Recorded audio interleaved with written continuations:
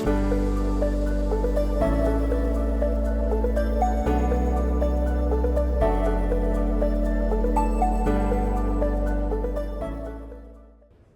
to CIO Leadership live from IDC Directions. I'm Lee Rennick, VP Tech Evangelist for IDC, and I'm thrilled and honored to welcome Frank Feagans, VP IT and CIO at University of Texas at Dallas.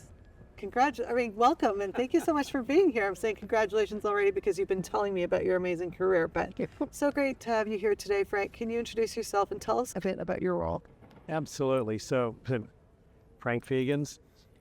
I spent the first 3+ decades of my career in private industry, and I went up through the IT ranks, started as a developer, and got into the vice president roles, and loved the roles.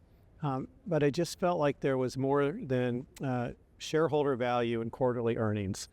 My daughters one was finished with college and one was getting in, and I decided to go look into higher ed. And I was recommended by many not to do it, but I said, you know what, I'm going to. There were 3 reasons. One was workforce development. When I was in corporate America, the workforce development was my team. Right. Whereas in higher education, I got all these student workers that I have. I teach a class where I can, I'm growing the next generation of the workforce. So that meant a lot to me. The second was research. My parents passed away young. Anything that I could do with high performance computing to help advance research for maybe people's grandchildren. Amazing. And then the third was to bring IT best practices from private industry, not just the technical, but the leadership into higher ed, because I'd heard it was pretty stagnant. Exactly. And that's me. I've been doing this now for 13 years in higher ed, and I actually love the job, love what I'm doing. Oh, that's wonderful. Well, we've just met and you were telling me a bit more about your role. So I asked, is it okay if we talk about that? We were just on the main stage with Satya Jaydev from Skyworks, and he was talking about building that technology ecosystem, especially right now when we're, really transitioning technology into this generative AI and agentic AI and those types of things, which we'll talk about. So you had mentioned that right now that you work in the university sector, you're building out research, you're working with students, I guess, who are in the research space. How important to you is it to have this aspect of potentially companies working with organizations like yours to really help pave a way forward, perhaps with agentic AI and Gen AI in a more substantive, intentional way? Yeah, it's mission critical to have this partnership. Yeah. You can look at it just from the instructional end, and the approach we're taking is we've been bringing in the corporations and the research folks to speak to the students about what they see Gen AI, where it's going, the skills folks need, their culture. Hey, these are a lot of Gen Zs. The culture is really important, and I'm glad. I think I'm a Gen Z at heart, although the mirror doesn't tell me that. Interesting. And so that's been extremely valuable from that front. But at the end of the day, it's really the bigger corporational value we have, because there isn't the quarterly earnings thing in higher ed, but there is a return on investment. Yeah. Research is advancing your research dollars and the broader impacts that come out of that. There's enrollment and retention, of course, and there's outreach, and there's all these things that fall into play. And you can't do that without those partnerships. And agentic AI it's the greens feet to doing this, quite frankly. It's not aspirational. It's something we have to do. Yeah. Well, I appreciate you sharing that and just, your viewpoint on the ecosystem. There's a company in Canada that I work with, and when Gen AI, even before that, they have an AI council, and part of their council was the higher ed sector, student researchers, part of that, so that they were really understanding, I guess, perhaps that innovation and leading in a different way and researching with the education sector. So I appreciate you sharing that. So you did mention agentic AI. We're at IDC Directions. Yesterday, I had the amazing opportunity to interview some of our researchers. It's like music to my ears. I'm getting goosebumps talking about it. It's such an amazing time right now. Wondering if you could share what you're seeing in market. You're teaching AI as well, Gen AI, but what you might be seeing in market and how you think businesses might want to approach, rolling out agentic AI.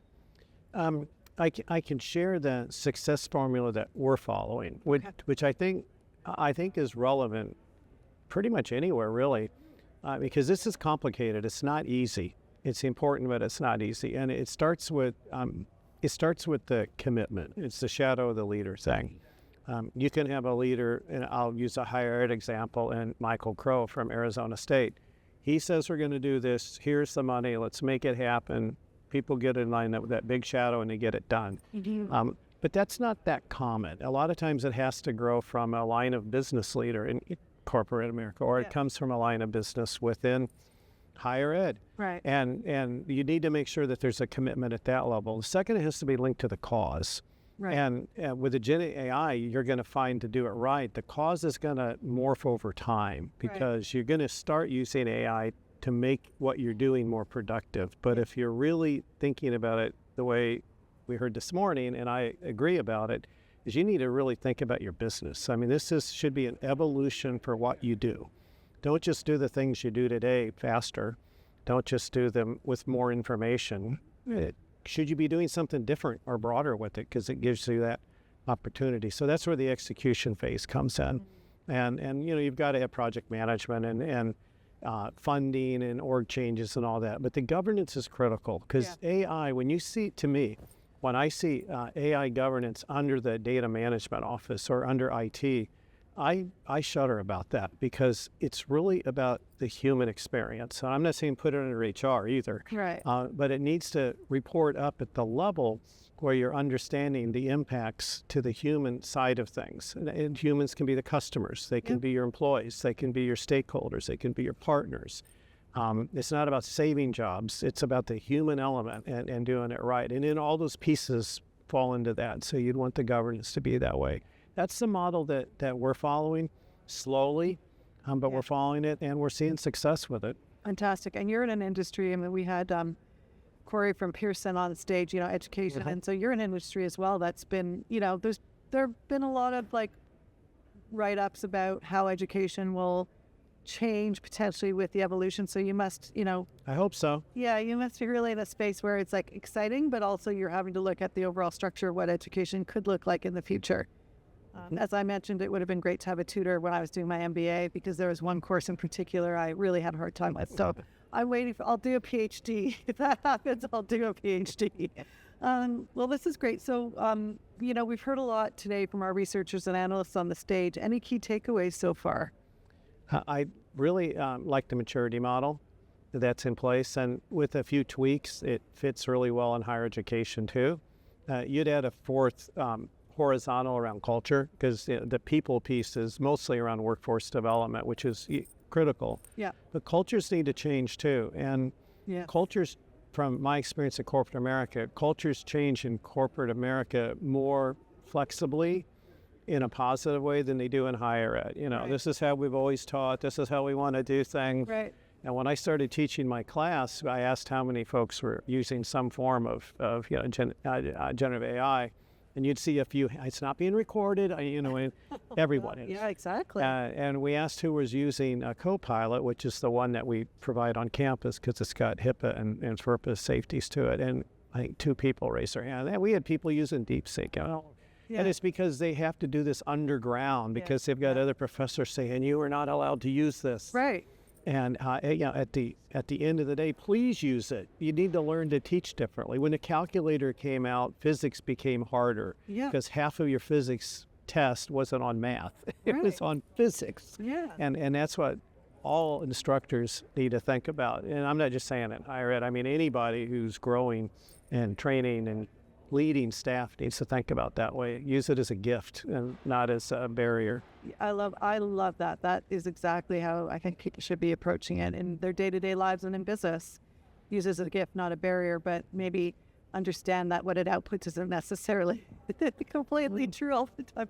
Although it is very good when I have a horse, and when I post his pictures on Facebook and it rewrites it, it's much better usually. So, my horse sounds like he's a true champion, which he is. But thank you for letting me divert to that a little bit. Okay, so we've just wrapped up the first quarter of this year. Any thoughts on trends for the remainder of the year in technology, probably especially around the Gen AI and agentic?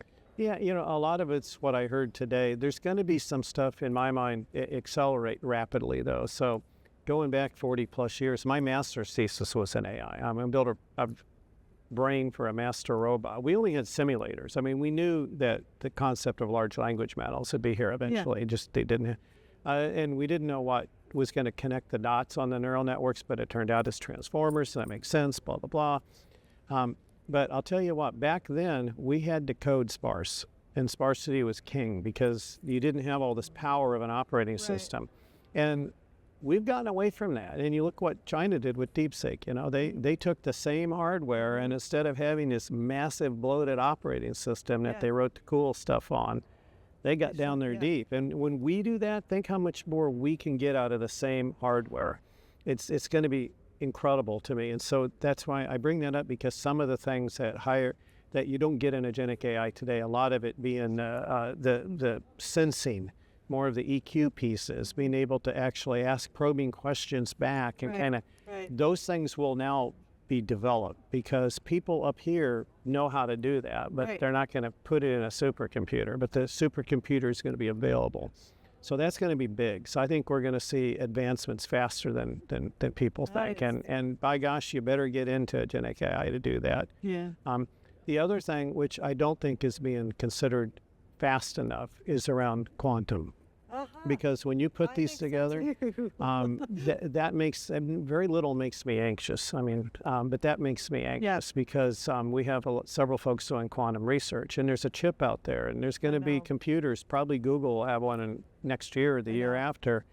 And the damage that can do on the banking industry balances out the greatness it can do on the AI side of the house. So we need more people thinking about that angle, that vector. That's going to happen too. I'd love to have another conversation with you about that. Maybe bring in somebody who's doing some research in that area. That would be fantastic, because I also believe that, and it could have huge benefits in healthcare too as well, right? There could be some. I hope so. Yeah, exactly. All right. So last question here. We're at IDC Directions. You traveled here from Texas. Just wondering, how you feel about being at events like this and just having that opportunity to connect and network. Well, from a personal perspective, I'm thrilled, because I came from corporate America to go into higher ed, and I like higher ed people, and I go to higher ed conferences, but where I get the most value is the private focus, the whole world focus types of things. And so, because that's where you can really bring things back, but also you can help go the other direction. Don't just think, when you think about return on investment, don't just think about the R being $1, right, and the I being hours or something, or another investment. There's a lot of return and a lot of investments that aren't so quantitative, and I can bring that back too. So I find these fascinating, and the key to me is when it can be in smaller groups, and I can hear that.